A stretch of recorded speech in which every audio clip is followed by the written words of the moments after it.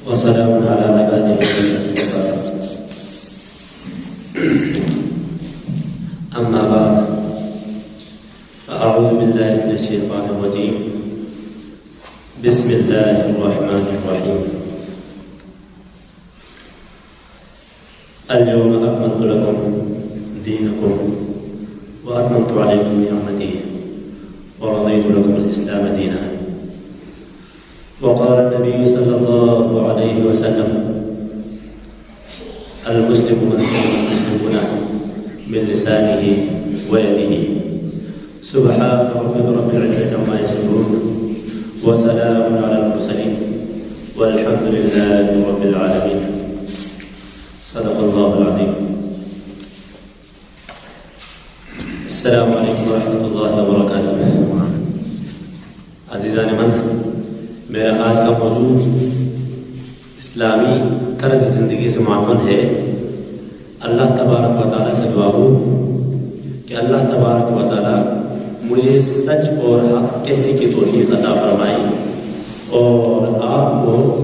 جو کچھ کہا اس پر عمل کرنے کی توفیق عطا فرمائے. میرے دوستوں اور بزرگوں، اللہ تبارک و تعالیٰ اپنے صفات کا اندر کامل ہے اور بندے جتنے بھی ہیں وہ سب کے سب اپنے صفات کے اندر ناقص ہیں. بندے جب اوپر دیکھتے ہیں تو بندے اس بات کی طاقت نہیں رکھ سکتے وہ نیچے بھی دیکھ سکیں. بندے جب اپنی نگاہوں کو نیچے استعمال کرتے ہیں تو بندے اتنے ناقص ہیں کہ وہ اس بات کی طاقت نہیں رکھ سکتے کہ وہ اوپر بھی ساتھ ساتھ دیکھ سکیں. بندے اپنے اوصاف اپنے صفات کے اندر اتنے ناقص ہیں کہ اگر بندے دائیں دیکھیں انہی نگاہ کو دیکھتے ساتھ ساتھ وہ بائیں طرف استعمال نہیں کر سکتے. اسی طرح بندے اگر وہ دن کو چلے تو ساتھ ساتھ وہ اندھیرے کو نہیں دیکھ سکتے. میرے اور آپ کے اللہ رب العزت اپنے اوصاف کے اندر اتنے کامل ہیں، اتنے اکمل ہیں کہ اللہ تبارک و تعالی اتنے اکمل ہیں کہ کالی رات اور کالی چٹان اور اس کے اوپر کالی چونٹی چلے تو میرے اللہ تبارک و تعالی اس کو بھی دیکھ سکتے ہیں. اسی طرح بندے سننے میں اتنے ناقص ہیں کہ اگر میرے بھائی یا میں کوئی کمرے کے اندر 2-3 دوست کے ساتھ بیٹھے ہوں، اچانک کسی کو کال آ جائے تو میں اتنے پریشان یا آپ اتنے پریشان ہو جاتے ہیں کہ حضرت 2 منٹ کے لیے ذرا خاموشی اختیار کریں، مجھے بات سمجھ میں نہیں آ رہی، اس کے بعد پھر اپنے گپ کو جاری رکھنا. ہم اتنے ناقص ہیں اور اللہ تبارک و تعالیٰ اپنے اوصاف کے اندر اتنے کامل اور اکمل ہیں کہ حضرت آدم علیہ السلام سے لے کر قیامت تک جتنے بھی بچے بچیاں بوڑھے جوان اگر مل کر قیامت کے دن اگر سب مل کر اپنی حاجت کے لیے دعا مانگے تو اللہ تبارک و تعالیٰ اس بات پر قادر ہے کہ ان سب بندوں کی دعاؤں کو ایک ایک کر کے سنے اور اس بات پر بھی اللہ تبارک و تعالیٰ قدرت رکھتا ہے کہ ان سب کی دعاؤں کو ایک ایک کر کے سن کر اور جو مانگتے ہیں ان سب کو اپنے خزانوں سے دینے کی بھی اللہ تبارک و تعالیٰ توفیق عطا فرماتے ہیں. اللہ تبارک و تعالیٰ کے خزانوں کے اندر کوئی کمی نہیں اور نہ کمی آ سکتی ہے. جس طرح کے سمندر کے پانی کے اندر سوئی کو ڈبو دینے سے سمندر کے پانی کے اندر کمی نہیں آ سکتی، اسی طرح میرے اور آپ کے اللہ رب العزت کے خزانوں کے اندر کمی نہیں آ سکتی. آپ مانگ کر تو دیکھیں نا، آپ کسی دن مانگ کر تو دیکھیں، آپ آدھی رات کو اٹھ کر تو دیکھیں نا، اپنے رب کے سامنے گڑ گڑا کر تو دیکھیں نا، تھوڑے بہت آنسو بہا کر تو دیکھیں نا. یہ بوڑھے حضرات کر اٹھے اس سفید بالوں پر تو میرے اللہ حیا کرتے ہیں. امام ابو حنیفہ رحمۃ اللہ علیہ کچھ بھی نہیں کہتے تھے، وہ تو صرف یہ کہتے تھے کہ اللہ مجھے تو اور کچھ بھی نہیں پتا. حالانکہ وہ علم کے دریا تھے، علم کے سمندر تھے، ان کے پاس جو علم تھا ان کی تو ہمیں بالکل پہنچ بھی نہیں ہے. وہ تو کچھ بھی نہیں کہتے تھے، اللہ مجھے تو کچھ نہیں پتا، میں تو گناہ گار ہوں، خطا کار ہوں، سیاہ کار ہوں. بس ان باتوں کا ذرا خیال رکھنا. میری ان ٹوٹی واپس نہیں کرنا، میری ٹوٹی پھوٹی دعاؤں کا آپ کو قبول کرنا ہے، بس ان سفید باموں کا، ان بریش باموں کا خیال رکھنا۔ ذرا آپ رات کو اٹھ کر تو دیکھ لینا کہ اللہ تبارک و تعالیٰ قبول فرماتے ہیں بھی یا نہیں۔ خود اللہ تبارک و تعالیٰ اپنے قرآن مجید کے اندر اپنے آپ کو حامد بھی کہا اور محمود بھی کہا۔ اللہ تبارک و تعالیٰ فرماتے ہیں وَلَوْ أَنَّمَا فِي الْأَرْضِ مِنْ شَجَرَةٍ أَقْلَامٌ وَالْبَحْرُ يَمُدُّهُ مِنْ بَعْدِهِ سَبْعَةُ أَبْحُرٍ مَا نَفِدَتْ كَلِمَاتُ اللَّهِ۔ اللہ تبارک و تعالیٰ فرماتے ہیں کہ اس زمین کے اندر جتنی بھی درخت ہیں، اس زمین کے اندر جتنے بھی درخت ہیں، یہ سارے کے سارے قلم بن جائیں، ان کی جتنی بھی ٹہنیاں ہیں، جتنے بھی درخت ہیں، سارے کے سارے قلم بن جائیں، اور جتنے بھی دریا ہے، یہ سب کے سب جتنے بھی پانی ہے، یہ سب کے سب سیاہی بن جائے، اور اس جتنے پانی کے ساتھ سمندر اور بھی آ کر سیاہی بن جائے، اور یہ سیاہی ان قلموں میں ڈال دیا جائے، اور پھر میری تعریفیں آپ لکھنا شروع کر دو، تو یہ قلمیں بھی ٹوٹ جائیں، اور یہ سیاہی جو آپ نے ساتھ سمندر اور بھی ملایا ہے، یہ سیاہی بھی ختم ہو جائے، اور میری تعریفات ختم نہیں ہوں گی۔ اللہ تبارک و تعالیٰ اپنے تعریف کے اندر اتنے کچھ کامل ہے، اللہ تبارک و تعالیٰ فرماتے ہیں میری تعریف پھر بھی ختم نہیں ہوگی۔ حضور پاک صلی اللہ علیہ وسلم فرماتے ہیں اے اللہ آپ اپنے تعریف میں ایسی ہیں، میں تو آپ کی تعریف کرنے سے قاصر ہوں، پر آپ اپنے تعریف کے اندر ایسے ہیں جیسے کہ آپ نے اپنے بیان کے اندر خود فرمایا ہے۔ میرے بھائی اور میرے دوستو، ذرا ہمیں غور کرنا چاہیے، چونکہ یہ موضوع جو ہے یہ اسلامی طرز زندگی ہے، تو میں سب سے پہلے آپ کو اپنے اس موضوع کے اندر چند دو چیزیں رکھوں گا۔ وقت مختصر ہے، وقت کی نزاکت کو مد نظر رکھتے ہوئے چند دو چیزیں آپ کے سامنے رکھ کے پھر میں آپ سے اجازت چاہوں گا۔ سب سے پہلے ہمیں یہ جاننا چاہیے کہ مسلمان کہتے کسی کو ہے، مسلمان کس کو کہتے ہیں؟ مسلمان کہتے ہیں کہ اللہ تبارک و تعالیٰ کے سامنے سر تسلیم خم کرنا، اللہ تبارک و تعالیٰ کے سامنے جھک جانا، اپنی جتنی بھی اعضاء ہیں سب کو اللہ تبارک و تعالیٰ کے سامنے جھکا دینا، عاجزی اختیار کر لینا، اسے کہتے ہیں مسلمان۔ ہم اپنے اعضاء کو تو ذرا دیکھیں نا، اللہ تبارک و تعالیٰ نے ہمارے مختلف اعضاء بنائے، دل دیا، کان دیا، آنکھ دیا، ہاتھ دیا، کان، ناک، سب اللہ تبارک و تعالیٰ نے دیے، لیکن اس بات کا خیال رکھنا کہ اس سارے اعضاء آپس میں ضد ہے، یہ سارے اعضاء آپس میں مختلف ہے، یعنی کہ ایک کام ایسے کرتے ہیں، یعنی کہ کان، آنکھ تو آنکھ کا کام ہے دیکھنے کی صلاحیت ہے، پر کان دیکھنے کی صلاحیت نہیں رکھتے۔ اسی طرح کان کا کام ہے سننے کی صلاحیت اور آنکھ کا کام ہے دیکھنے کی صلاحیت۔ یہ سب آپس میں مختلف صلاحیت رکھتے ہیں، یہ سب آپس میں مختلف حیثیت رکھتے ہیں۔ ان کے اندر اس مختلف حیثیت رکھنے کے اندر یہ سب آپس کے ایک ضد ہے، ان ضد کو ان سب اعضاء کو ایک بن کر کام کرنے کے لیے اللہ تبارک و تعالیٰ نے ہمارے اور آپ کے جسم کے اندر ایک ایسی چیز پیدا کی ہے جس کی وجہ سے یہ سارے مختلف اعضاء ایک بن کر کام کرتے ہیں۔ اگر وہ چیز نہ ہوتی تو یہ جس طرح ایک دوسرے کے مخالف ہوتے ہیں، جس طرح ایک دوسرے کے مخالف کام کرتے ہیں، اسی طرح ہاں اگر وہ چیز باقی رہے تب یہ وہ چیز کے تابع ہو کر ایک دوسرے کے ایک بن کر کام کرتے ہیں، اس سے کہتے ہیں روح۔ جب تک ہمارے جسم کے اندر روح رہے گی، جب تک اللہ تبارک و تعالیٰ نے ہماری جتنے بھی زندگی مقرر کی ہے تب تک ہماری روح باقی رہے گی۔ تو جب تک ہمارے جسم کے اندر روح باقی رہے گی، جب ہمارے دل کے اندر یا پاؤں کے اندر زخم آ جائے تو آنکھ کبھی بھی نہیں کہے گی کہ میں آج نہیں دیکھوں گی کیونکہ مجھے تکلیف نہیں ہے۔ یہ مشکلات جو کرنا پڑتا ہے یہ پاؤں کو سامنا کرنا پڑتا ہے، یہ آنکھ کبھی بھی نہیں کہے گی۔ اگر پاؤں کو تکلیف پہنچ جائے تو ہمیں جانا ہوا اسپتال جانا پڑے تو یہ آنکھ کبھی بھی نہیں کہے گی کہ لہٰذا آج میں اسپتال نہیں جاؤں گی کیونکہ پاؤں کو تکلیف ہے، مجھے تو تکلیف نہیں۔ یہ روح ایک ایسی چیز ہے، یہ ان سب اعضاء کو ایک دوسرے کے ساتھ ہمدردی، ایک دوسرے کے ساتھ امداد کرنے پر مجبور کرتا ہے، یہ مجبور کرتا ہے، یہ کبھی بھی نہیں کہتا۔ جب دشمن آپ پر حملہ آور ہو تو یہ دیکھیں یہ سارے اعضاء ایک دوسرے سے جو اللہ تبارک و تعالیٰ نے ان سے جو مدد لینی وہ ہر ایک اپنی اپنی جگہ پر مدد لیتے ہیں. یہ ہاتھ جو ہے یہ اپنی جگہ پر اپنے جسم کا دفاع کرتے ہیں. یہ آنکھ دیکھنے کی صلاحیت رکھتے ہیں. اسی طرح یہ کان سننے کی صلاحیت رکھتے ہیں. اسی طرح یہ ہاتھ چلنے کی صلاحیت رکھتے ہیں. اب دیکھیں یہ مثال پیش کرنے کا مقصد کیا ہے. اس مثال کے اوپر ذرا ہم غور کریں, ذرا ہم فکر کریں, ذرا اپنے گھر کے اندر بیٹھ کے اپنے گھر کے افراد کے اوپر ہم غور کریں کہ ہمارے گھر کے اندر جتنے بھی افراد ہیں یہ مختلف حیثیت رکھتے ہیں, یہ مختلف مرتبے رکھتے ہیں, یہ مختلف درجے رکھتے ہیں. کس طرح والد ہوتا ہے, ماں ہوتی ہے, بہن ہوتی ہے, بھائی ہوتا ہے. مطلب بیٹا باپ کے درجے میں نہیں پہنچ سکتا اور والد بیٹے کے درجے میں نہیں آ سکتا, بیٹی جو ہے وہ والدہ کے درجے میں نہیں آ سکتی, اسی طرح والدہ بیٹی کے درجے میں نہیں آ سکتی. یہ سب ایک دوسرے کے درجے میں نہیں آ سکتے, یہ سب ایک دوسرے کے ضد ہیں, ایک دوسرے کے مخالف ہیں. لیکن اللہ تبارک و تعالیٰ نے ان کے درمیان ایک ایسی نعمت کو رکھا ہے, اگر وہ نعمت ان کے درمیان باقی رہے گی, وہ نعمت ان کے درمیان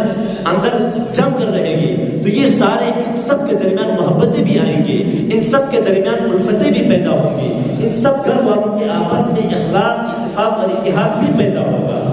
بشرطے کہ وہ نعمت ان کے درمیان باقی رہے. وہ ہے اسلام, وہ ہے دین. جب یہ اسلام اور دین جس گھر کے اندر باقی رہے تب یہ سارے افراد مل کر کام کر سکتے ہیں. جس طرح کسی انسان کے دل سے کسی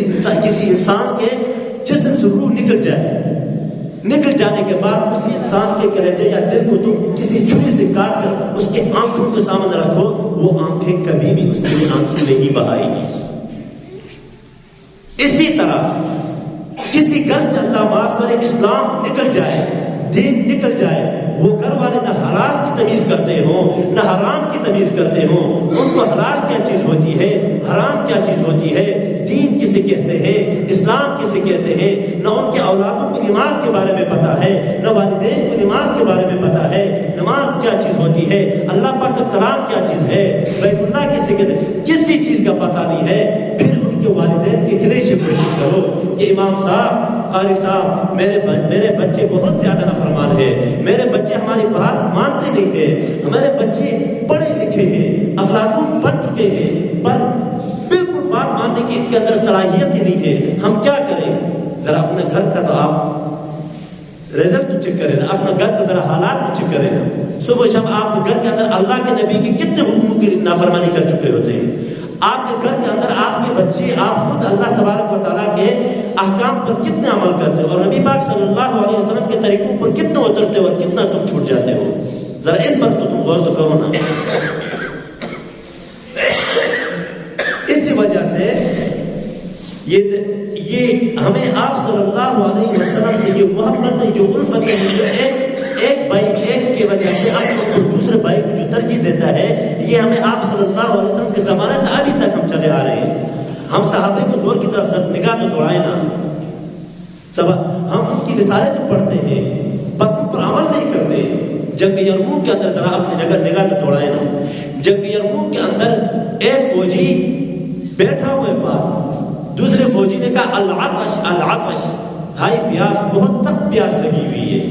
ساتھ فوجی چلا گیا پانی لانے کے لیے, صحابہ ایک ساتھ بیٹھا ہوا تھا, وہ چلے گئے. پانی جب لے کر آئے ان کے قریب بھی پہنچے, جو ہی پہنچے تو ساتھ والے دوسرے صحابہ نے عرض کی العطش, مجھے بھی بہت زیادہ پیاس لگی ہے. حالانکہ اتنی سخت پیاس لگی ہے کہ بالکل آخری زندگی کے موت اور زندگی کے کشمکش میں ہے. تو اس صحابہ نے ان کو آنکھ کی طرف کنارہ کی اشارہ کیا کہ ان کو پاس پانی ان تک پہنچا دیجئے, پانی ان کی طرف پہنچا دیجئے. جب ان کی طرف پہنچنے کے قریب بھی تھے, تیسرے صحابہ نے آواز نکالی العطش, مجھے بھی بہت سخت پیاس لگی. دوسرے نے آنکھ سے اشارہ کیا کہ آپ تیسری کی طرف چلے جائیں, مجھے چھوڑ دیں, ان کو بہت زیادہ پیاس لگی ہے. جب تیسری کی طرف پہنچے انہوں نے عرض کیا, پہلے جنہوں نے آپ کو حکم دیا ان کی طرف جائیں, ان کو پانی پہنچائیں, میری بات بعد میں ہے. جب اس تک پہنچے تو ان کی روح پرواز کر چکی تھی. جب اسی پانی کو دوسری تک پہنچے ان کی روح بھی پرواز کر چکی تھی. اسی طرح جب تیسری تک پہنچے اس کی بھی روح پرواز کر چکی تھی. جب آپ ذرا غور کو لگائے نا, صحابہ اپنے اوپر دوسرے بھائی کو کیسے ترجیح دیتے تھے, کیسے ان کے اندر اسلام اور دین باقی تھا. اسلام تھا تو ان کے درمیان محبتیں تھیں, اسلام اور دین تھا تو ان کے درمیان الفتیں اور محبتیں برقرار تھیں. یہ چھوٹی چھوٹی چیزوں کا اپنے اوپر خیال رکھتے تھے، جبکہ ہم پتہ نہیں کتنے بڑی بڑی چیزوں کا ہم خیال نہیں رکھتے۔ گھر کے اندر ہماری الفتیں اور محبتیں ختم ہو چکی ہے، تو اسی وجہ سے اللہ تبارک و تعالیٰ نے ہم سب کو اس بات کا حکم دیا ہے کہ اللہ تبارک و تعالیٰ فرماتے ہیں کہ ان الذین آمنوا وعملوا الصالحات سیجعل لهم الرحمن ودا، کہ اگر کوئی لوگ ایمان لائیں گے اور نیک اعمال کریں گے تو اللہ رب العزت ان کے دلوں کے اندر محبتوں کو پیدا کرتے ہیں، اللہ رب العزت ان کے دلوں کے اندر محبتوں کو پیدا کرتے ہیں۔ جب کوئی بندہ کر کو دیکھے نا، کوئی بندہ اپنے گھر کے اندر دین کو بجا لا کر تو دیکھے نا، اسلام کو لا کر تو دیکھے نا، اسی طرح ایک تابعی، یہ صرف صحابہ کے دور کے اندر نہیں، ہم سے پہلے بھی جو آپ صلی اللہ علیہ وسلم کے زمانے جتنا قرب تھا لوگ اس پر عمل کرتے تھے۔ ایک بہت بڑے عالم بزرگ تھے، وقت کے بادشاہ نے ان کو اپنے مرضی کے مطابق یہ مسئلہ پوچھا کہ آپ نے اس پر فتویٰ دینا ہے میرے حق میں، لیکن جو حق ہے تو جو اللہ سے ڈرنے والے ہوتے ہیں وہ پھر یہ تنخواہوں کو نہیں دیکھتے، پھر یہ پیسوں پر نہیں بکتے، پھر وہ حق کو سامنے کرتے ہیں، جو بات ہو جو اللہ نے اپنے کلام کے سامنے جو کہا ہے، کلام کے اندر جو کہا وہی بات سامنے رکھ دیتے ہیں۔ اس نے اس پر فتویٰ نہیں دیا، نہیں دینے پر وقت کے بادشاہ نے اپنے فوجیوں کی یہ حکم دیا کہ اس سمیت جو 4-5 ساتھی ہیں ان سب کو گرفتار کر لیا جائے۔ لہٰذا گرفتار کر کے جب ان کو عدالت کے سامنے پیش کر دیا گیا، عدالت میں جب پیش کرنے پر اس کے بعد جب یہ بزرگ بھی سامنے آ گئے، آنے پر وقت کے بادشاہ نے غصے میں آ کر یہ کہہ دیا کہ ان کے سب کے سر کو قلم کر دیا جائے، ان سب کے سر کو قلم کر دیا جائے۔ تھوڑی دیر بعد وہ بزرگ جب سامنے آئے، ان کے نورانی چہرے کو دیکھا، ان کی داڑھی کی طرف دیکھا، ان کے علم کو جب انہوں نے پرکھنے کے بعد اس وقت کے ظالم بادشاہ نے کہا لہٰذا اس بزرگ کو رہنے دیا جائے، دل کے اندر کہہ دیا۔ اب لہٰذا جب دیکھا تو وہ بالکل جلاد کے قریب کھڑے تھے، اس نے سر کو الگ کرنے کا حکم دے چکا تھا، بالکل جلاد کے قریب کھڑے تھے، تو اس نے یہ حکم دیا کہ لہٰذا یہ جگہ مناسب نہیں ہے، اس جگہ کے علاوہ کوئی دوسری جگہ کے اندر ان کو کیا کر دیا جائے، ان کے سر کو الگ کر دیا جائے۔ جب دوسری جگہ میں لے کر چلے گئے تو وہی بزرگ جلاد کے بالکل پاس قریب کھڑے تھے، یعنی کہ پہلا نمبر انہی کا تھا۔ وہ حیران پریشان، یہ کیا معاملہ ہے، یہ کیا ماجرا ہے؟ جب ادھر بھی میں نے آپ کو دیکھا، آپ کو میں نے بچانا چاہا، میرے دل کے اندر اللہ نے یہ بات ڈالی کہ آپ کو بالکل پھانسی نہ دی جائے۔ تو اس نے کہا کیا بات، آپ بالکل جلاد کے قریب کھڑے تھے، ادھر بھی اور ادھر بھی دونوں جگہوں پر آپ جلاد کے قریب کھڑے، اس کا آخر کیا بات ہے؟ انہوں نے کہا کہ میں اس وجہ سے یہ جلاد کے قریب کھڑا ہوں تاکہ یہ جلاد مجھے مارنے کے اندر، مجھے قتل کے اندر جتنی دیر لگے، اتنی دیر میرے پاس جو تین یا 4 دوست ہیں یہ زندگی کو بسر کر سکیں۔ اتنا یعنی یہاں تک کہ ایک دوسرے کو اوپر ترجیح دیتے تھے، کیونکہ ان کے اندر دین تھا، ان کے اندر محبت تھی، ان کے اندر الفتیں تھی،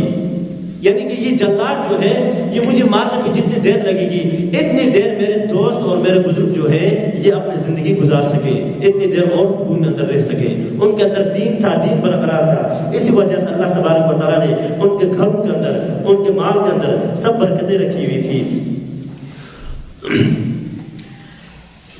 یہ اسی طرح ایک ہمارے استاد محترم فرماتے تھے کہ میرا امریکہ جانا ہوا، امریکہ کے اندر بھی میرے کئی سارے اس طرح کے دیندار لوگوں سے میرا ملنا نصیب ہوا۔ وہاں امریکہ کے اندر ایک عورت تھی، اس نے کہا کہ عدالت کے اندر آ کر کہا کہ عدالت کے اندر اس نے یہ کہنا چاہا، اپنا مقدمہ درج کر دیا بیٹے کے خلاف جب اس نے مقدمہ درج کیا، یہ کہا کہ جج صاحب میرا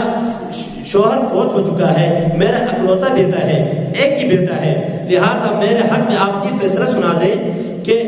میرا بیٹا پورا دن، اس نے ایک کتا خریدا ہوا ہے، پورا 3 کے 3 گھنٹے وہ کتے کو دے چکا ہوتا ہے، وہ کتے کے پاس بیٹھا کرتا ہے، میرے پاس بالکل نہیں آتا، میں گھر میں تو رہتی ہوں پر یہ میری خواہش یہ ہے کہ پورے 5 منٹ دن میں 5 منٹ مجھے بھی دیا کرے میرا بیٹا، لہٰذا میں آپ سے عرض کرتی ہوں آپ میرے حق میں فیصلہ سنا دیجئے۔ بیٹے نے بھی اپنا مقدمہ درج کر دیا، والدہ نے بھی اپنا مقدمہ درج کر دیا، دونوں پھر امریکہ کی ریاست تھی، امریکہ کا وہاں عدالت تھی، پھر بالآخر اس بات تک پہنچے کہ جج صاحب نے کہا آپ ہمیں 2-3 دن ٹائم دیجئے، اس کے بعد ہم سوچ کر انشاءاللہ آپ کو بتا دیتے ہیں۔ جب فیصلہ اس بات تک پہنچی کہ بیٹا کا عمر 17 سال ہو چکا ہے، والدہ جو ہے اب والدہ کا کوئی حق نہیں ہے بیٹے کے اوپر، اور بیٹا بھی خود ہی خریدا ہوا ہے، لہٰذا اگر لگ جائے 1 دن نہیں 2 دن نہیں، اگر 4 گھنٹے لگ جائے 2 گھنٹے پورا دن لگ جائے، کتے کو بیٹے نے سنبھالنا ہے، ہر حالت میں لڑکے نے کتے کو سنبھالنا ہے، کتے کی جتنی بھی ذمہ داریاں ہیں سب کے سب بیٹے نے پوری کرنی ہے، اگرچہ والدہ کو وقت نہ ملے، والدہ کی خدمت کی ضرورت نہ پڑے، لہٰذا اس وقت جو کتے کو اس نے خود خریدا ہوا ہے، جتنا وقت کتے کو ضرورت پڑے یہ بیٹے نے دینا ہے، ہر حال میں دینا ہے۔ لہٰذا عدالت کے اندر یہ بات پیش کی گئی تو بچے کے حق میں فیصلہ دے دیا گیا، اور والدہ کو یہ کہا گیا کہ آپ کا بیٹا جو ہے اس وقت آپ کی خدمت کرنے کی ضرورت نہیں ہے، آپ اپنے بیٹے کو اوپر کوئی حق نہیں رکھ سکتی، کیونکہ بیٹے کے 17 سال عمر ہو چکی ہے، اس سے پہلے آپ کرنا چاہیے کر سکتے، لیکن اب آپ کے اوپر بیٹے کے اوپر آپ کا کوئی حق نہیں ہے، لہٰذا آپ اپنے کمرے میں آرام فرمائیں اور بیٹا جو ہے وہ اپنے کتے کی حفاظت اور خدمت کرے۔ آپ ذرا مجھے یہ بتائیں اس وقت اس والدہ پر کیا گزرا ہوگا، اس وقت اس والدہ پر کیا گزری ہوگی؟ حالانکہ والدہ کی خدمات کو دیکھیں نا، والدہ 9 مہینے اپنے بیٹے کو یا بیٹی کو 9 مہینے اپنے پیٹ کے اندر سنبھال رہی ہے، اپنے پیٹ کے اندر اس کی حفاظت کر رہی ہوتی ہے۔ کبھی بھی والدہ نے یہ نہیں کہا کہ میرے پیٹ کے اندر بچہ ہے لہٰذا میں نماز نہیں پڑھتی، لہٰذا میں کام نہیں کرتی، لہٰذا میں کھانا نہیں پکاتی، کبھی بھی نہیں کہا۔ ان 9 مہینوں کے اندر رکھتے ہوئے اس نے ہر کام کو، ہر تکلیف کو، ہر مصیبت کو اس نے جھیل دیا۔ 9 مہینوں کے بعد جب بچہ پیدا ہوتا ہے تو 2 سال تک اس نے اپنے مقدس جگہ گود میں اس بچے کو رکھا، رکھنے کے بعد اپنے مقدس جگہ اس نے اپنے سینے سے اپنے مقدس جگہ سے اس کو بچے کو دودھ پلاتی رہی۔ کبھی بھی یہ بچے کو اس نے یہ نہیں کہا کہ 2 سال تک میری ڈیوٹی، اس کے بعد میری ڈیوٹی آپ سے ختم نہیں۔ اس کے بعد بھی والدہ نے جو کچھ پکاتی رہی، پہلے بیٹے کو کھلاتی رہی، پہلے بچوں کو کھلاتی رہی، اس کے بعد خود کھاتی رہی، جو کچھ چیز پیتی رہی پہلے بچوں کو پلاتی رہی، اس کے بعد خود پیتی رہی، جو کچھ بھی مطلب پہنا ہو پہننے کے لیے جو ہو پہلے بچوں کو پلاتی رہی، کھلاتی رہی، پہلے بچے کو سلائے اس کے بعد خود سوئی، پہلے بچے کو کھلائے پہلے اس کے بعد خود کھائی۔ یہ کتنے کچھ والدہ کے امتحانات آتے ہیں، والدہ نے کبھی بھی نہیں کہا کہ میں اپنے بیٹوں کی، اپنے بچوں کی میں خدمت نہیں کرتی۔ اس دور کے اندر میں یہ کہتا ہوں کہ آپ یہ دعا کریں کہ اللہ تبارک و تعالیٰ آپ کو 2 امتحانوں سے مت نوازے، 2 امتحانوں کے اندر آپ کو مت آزمائے۔ ایک تو یہ ہے کہ اس بچپنے کے اندر جو اولاد نافرمان ہو جاتی ہے کبھی بھی ٹھیک نہیں ہوتی ہے، یہ والدین کو پھر مارنے پر بھی آ جاتے ہیں۔ اسی طرح یہ بچپن کے اندر جو اپنے اولاد کی جو موت آ جاتی ہے، یہ جگر کے ٹکڑے جب الگ ہو جاتے ہیں، ان کا دکھ تو پھر الگ ہی دکھ ہوتا ہے۔ آپ سب کو پتا ہے میرے مرشد پیر حضرت مولانا طارق جمیل حفظ اللہ مرقدہ کے پچھلے دنوں میں جب جوان بیٹے کا انتقال ہوا، وہ عرض کر رہے ہیں کہ میں نے دنیا کے اندر بہت ساری مصیبتیں دیکھی، بہت سارے تکلیفیں بھی دیکھی، بہت سارے مشکلات بھی میں نے دیکھے، پر واللہ اللہ کی قسم میں نے جو اپنے بیٹے کی تکلیف میں نے دیکھی، جو بیٹے نے مجھے جو تکلیف پہنچائی، بیٹے نے جو مجھے مشکلات پہنچائے، اس کی جنازے کو جب میں نے اٹھایا، اس نے تو میرے کمر ہی کو توڑ دیا، اس نے تو میرے کندھوں کو توڑ دیا۔ اسی طرح جب کوئی بچے نافرمان ہو جاتے ہیں تو یہ ایسے ہو جاتے ہیں کہ والدین کے کمر کو توڑ دیتے ہیں۔ تو جب کسی گھر سے دین نکل جائے، کسی گھر سے اسلام نکل جائے، تو پھر ان کو آپس میں محبتیں اور الفتیں اور اخلاق اور اتحاد آپس میں پیدا ہونا بہت زیادہ مشکل ہو جاتا ہے۔ ہمارے اس معاشرے کے اندر مشرقی اور مغربی یہ رسم و رواج بس چکا ہے، تو ان کے ہاں اپنے بیٹوں کی کیا کچھ وہ ہوتے ہیں، آپ ذرا غور کریں نا، ان کے ہاں والد خود اپنی بیٹی کو شادی کرانے کے بعد والد خود اپنی بیٹی کو اپنا ہی مکان کرائے پر دیتا ہے۔ جب کسی وجہ سے بیٹی کی جب آمد کمزور ہو جاتی ہے تو بیٹی کرائے نہ دینے پر وہ مشرقی رسم و رواج یہ ہے کہ اس بیٹی ہی کو نکال دیتے ہیں، بیٹی کو نکال کر بیٹی کی جگہ پر کوئی اور کرایہ دار رکھ دیتے ہیں۔ اس والدین کو تو دیکھو اللہ تبارک و تعالیٰ اپنے محبوب کے دین کے اندر اپنی محبتیں اور الفتیں برقرار رکھ چکا ہے۔ اب بھی ہم اگر محبت اپنے دل گھر کے اندر دین کو برقرار رکھیں تو ہم دیکھ سکتے ہیں جب کوئی والد اپنی بیٹی کو رخصت کر لیتا ہے تو اس وقت اس والد سے جا کر پوچھو اس کے دل کے اندر کیا گزر رہا ہوتا ہے، اس کے والدہ سے پوچھو اس پر کیا گزر رہی ہوتی ہے۔ والد کے دل سے خون کے آنسو بہ رہے ہوتے ہیں، والدہ سے الگ گزر رہے ہوتے ہیں، اس کونے میں بھائی بیٹھ کر رو رہے ہوتے ہیں، اس کونے میں بہنیں بیٹھ کر رو رہی ہوتی ہیں۔ جب والد اس بات پر بھی راضی نہیں ہے، والد کہہ رہے ہیں کہ میں نے پوری زندگی کے جتنی بھی کمائی ہے بیٹی کی جہیز پر میں نے لگا دیا، تب بھی والد راضی نہیں ہے۔ والد کہہ رہے میرے دل کا جگر مجھ سے الگ ہو رہا ہے۔ اور اس گھر والے کے شوہر بھی ان کے آنسوں کو دیکھ کر ان کو بھی آنسو آنے لگ جاتے ہیں۔ یہ گھر کے اندر الفتیں اور دین ہے اسلام ہے، اس وجہ سے ان کو محبتیں دیکھنی پڑتی ہے۔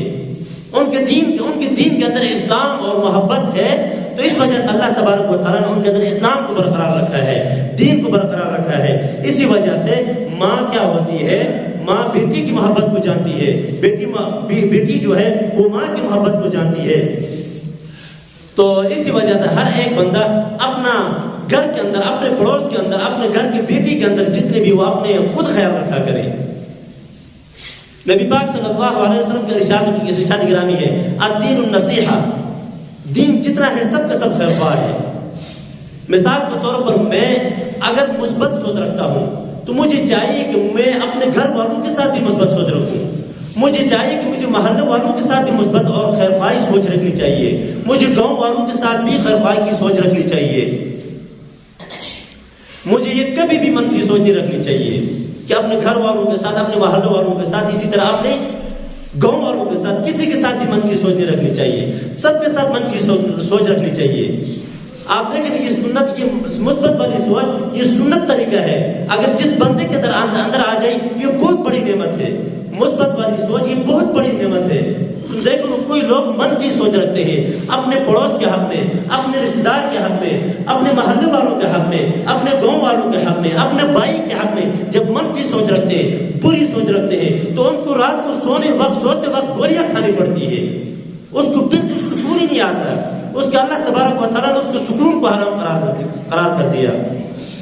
جب آپ صلی اللہ علیہ وسلم طائف پر تھے، طائف والوں کو جب دعوت دینے کے لیے جا رہے تھے تو ان بستی والوں نے آپ صلی اللہ علیہ وسلم کے پیچھے اپنے بچوں کو لگا دیا، جاؤ نعوذ باللہ من ذالک، ان کو پتھر برساؤ ان پر۔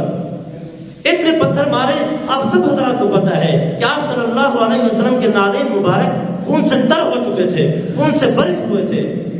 پہاڑوں کا عذاب دینے والے فرشتے جب آپ صلی اللہ علیہ وسلم کے قریب آ کر کہا کہ اللہ کے محبوب آپ صرف حکم کر دیجئے، آپ صرف یہ کہہ دیجئے کہ یہ دونوں پہاڑ ہم آپس میں ملا کر ان بستی والوں کو بیچ میں کچل ڈال دیں گے، آپ صرف حکم کر دیں۔ تو ادھر آپ صلی اللہ علیہ وسلم نے منفی سوچ نہیں رکھی، ادھر آپ صلی اللہ علیہ وسلم نے مثبت سوچ رکھی ہے۔